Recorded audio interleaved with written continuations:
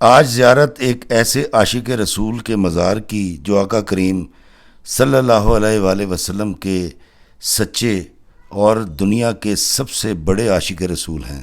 جی ہاں، آقا کریم کو دیکھے بغیر ان سے ایسی محبت فرمائی کہ ان کی محبت میں دیوانے ہو گئے۔ جی ہاں، عشاق محمد صلی اللہ علیہ وآلہ وسلم میں سر فہرست حضرت اویس کرنی رضی اللہ تعالیٰ عنہ۔ حضرت اویس کرنی رضی اللہ تعالیٰ عنہ یمن کے گاؤں میں پیدا ہوئے۔ اس زمانے میں عمان کا یہ شہر سلالہ یمن کا حصہ تھا۔ کرن یمن کے نواح میں ایک چھوٹا سا گاؤں تھا۔ وہاں کسی زمانے میں کھدائی کے دوران گائے کا سینگ نکلا تھا۔ عربی میں سینگ کو کرن کہتے ہیں۔ گاؤں کا نام کرن مشہور ہو گیا اور حضرت اویس کرنی رضی اللہ تعالیٰ عنہ اسی نسبت سے پکارے جانے لگے۔ حضرت اویس کرنی تک جب اللہ کے نبی کا پیغام پہنچا تو آپ ایمان لے آئے۔ پھر جو مسلمان مدینہ سے یہاں آتا اس سے رسول اللہ صلی اللہ علیہ وآلہ وسلم بارے دریافت کرتے۔ دل میں آقا کے دیدار کی شدید خواہش کے باوجود مدینہ کا سفر اختیار نہ کیا، کیونکہ ان کی والدہ محترمہ ضعیف تھیں جن کی خدمت میں دن رات لگے رہتے۔ بکریاں اور اونٹ چرانا آپ کا پیشہ تھا۔ آپ نے مال و دولت کبھی جوڑ کے نہ رکھا۔ شام کو استعمال کے بعد جتنا اضافی پیسہ یا رزق بچتا لوگوں میں بانٹ دیتے۔ آقا کریم صلی اللہ علیہ وآلہ وسلم کی حیات مبارکہ میں ان کا دیدار نہ کر سکے، مگر جب آقا کریم کو اویس کرنی کی محبت بارے پتہ چلا تو آپ سرکار صلی اللہ علیہ وآلہ وسلم نے ان کو تابعین میں سب سے بہتر شخص قرار دیا۔ آقا کریم صلی اللہ علیہ وآلہ وسلم نے فرمایا کہ تم میں جو بھی اویس کرنی سے ملے اس سے کہنا کہ اس امت کے حق میں دعا فرمائے۔ حضرت اویس کرنی رضی اللہ تعالیٰ عنہ نے دیدار مصطفیٰ صلی اللہ علیہ وآلہ وسلم کی شدید خواہش کو اپنی والدہ ماجدہ کی خدمت پر قربان کر دیا، اور یہی ادا آقا کریم صلی اللہ علیہ وآلہ وسلم کو اس قدر پسند آئی کہ آپ نے تابعین میں حضرت اویس کرنی کو سب سے بہتر اور اپنا دوست قرار دیا۔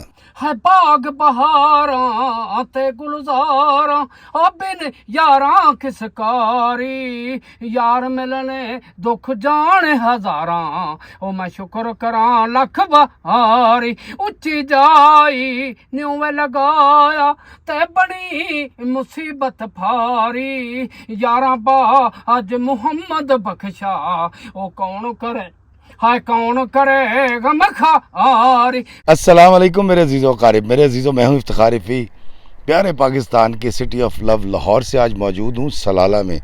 جی ہاں، عمان کا بڑا ہی خوبصورت حسین شہر سلالہ، اور یہاں پر دینی حوالے سے اگر دیکھا جائے تو اسلامک ٹورزم بہت زیادہ ہوتا ہے، اور یہاں پر انبیاء کرام کی قبریں ہیں، ان کے روضے ہیں جو میں آپ کو دکھا بھی رہا ہوں۔ لیکن آج میں آپ کو ایک ایسی زیارت پر لے کر آیا ہوں جن کے حوالے سے ہم سب بہت اچھی طرح جانتے ہیں، اور ہم سب اس اعلیٰ درجے کی جیت شخصیت سے بے تحاشا محبت کرتے ہیں۔ جی ہاں، آج میں لے کر آیا ہوں آپ کو حضرت اویس کرنی رضی اللہ تعالیٰ عنہ کی قبر پہ۔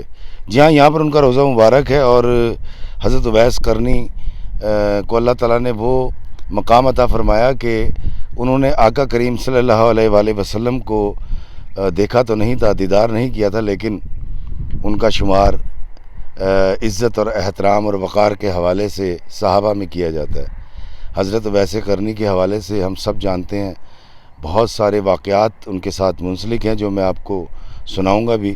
اور یہ جو پہاڑ آپ دیکھ رہے ہیں پیچھے، اس پر سبزہ آیا ہوا ہے، ابھی کچھ دن بعد یہ سبزہ ختم ہو جائے گا کیونکہ خریف کا سیزن ختم ہو گیا ہے۔ تو یہ جو سنگلاخ چٹانوں کے پاس یہ ایک ٹوٹا پھوٹا راستہ ہے، یہ راستہ ہمیں لے کر جاتا ہے ان کے مزار کی طرف، اور یہاں پر گاڑی کا آنا دشوار ہے، اس لیے ہم نے گاڑی دور کھڑی کر دی ہے، اور میرے ساتھی بھی گاڑیوں کے پاس کھڑے ہوئے، اور میں آپ کو لے کے چلتا ہوں اس روضے کی طرف۔ اور موسم کے حوالے سے میں آپ کو بتاؤں، آپ دیکھ بھی رہے ہیں کہ بڑے اچھے بادل آئے ہیں یہاں پر، اور بڑی تیز ہوا چل رہی ہے۔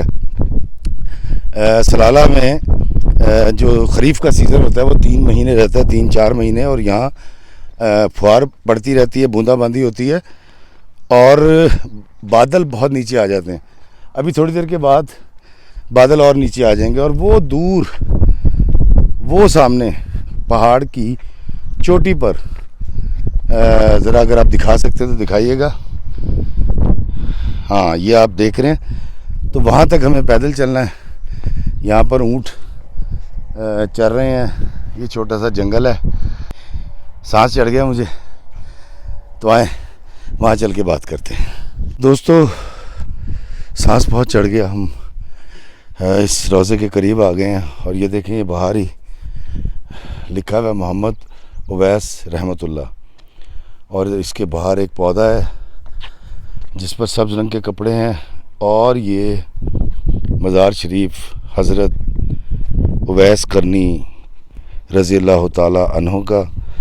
اور بہت چھوٹی سی جگہ ہے. پہاڑ کی چھوٹی سی پہاڑی کی ایک چوٹی ہے, اس پر یہ روضہ ہے. اور تیز ہوا سے چادریں اڑ جاتی ہیں اس لیے قبر پر پتھر رکھے گئے ہیں. اور یہ دیکھیں زرعی الولی محمد اویس القرنی, یہاں پر نام بھی لکھا ہوا ہے حضرت اویس قرنی کا. اور یہ جو قبر ہے یہ کم و بیش 9 فٹ لمبی ہے اور بہت تیز ہوا چل رہی ہے یہاں پر. نیچے قبر کے ساتھ بہت اعلیٰ درجے کا جو ٹائل ہے وہ لگائی گئی ہے. دیواروں پر ابھی پلستر نہیں ہوا اور یہ قبر یہاں پر موجود ہے. حضرت اویس قرنی آقا دو جہاں کے ایسے دیوانے تھے, عاشق رسول تھے اور اتنی محبت فرمایا کرتے تھے آقا کے ساتھ, لیکن باوجود آقا کریم صلی اللہ علیہ وآلہ وسلم سے آپ کی ملاقات نہ ہو سکی. دوستو غزوہ احد کے دوران جب آقا کریم صلی اللہ علیہ وآلہ وسلم کے دندان مبارک شہید ہوئے اور اس بات کا پتہ جب حضرت اویس قرنی سرکار کو چلا تو کہا یہ جاتا ہے کہ وہ بے تحاشا روئے تھے اور انہوں نے اپنا ایک دندان مبارک بھی شہید کر لیا تھا. اس درجے کی محبت کرنے والے ایک عاشق کی قبر پہ میں لے کے آیا ہوں جو آقا کریم کے دیوانے تھے. اور اس روضے کے باہر دور تو پہاڑ ہیں لیکن اس کے باہر جب آپ دیکھیں تو ایک چھوٹی سی مسجد یہاں پر قائم کی گئی ہے جس پر مصلے رکھے گئے ہیں اور اس کا رخ قبلہ کی طرف ہے تاکہ یہاں پر جو زائرین آتے ہیں وہ یہاں پر نماز ادا کر سکیں. لیکن یہاں پر آپ جب بھی ہیں تو یاد رکھیے گا کہ یہاں پر کوئی پانی کا انتظام نہیں ہے. اور ایک طرف پہاڑی اور دور بہت دور اگر ہم دیکھیں تو شہر ہے.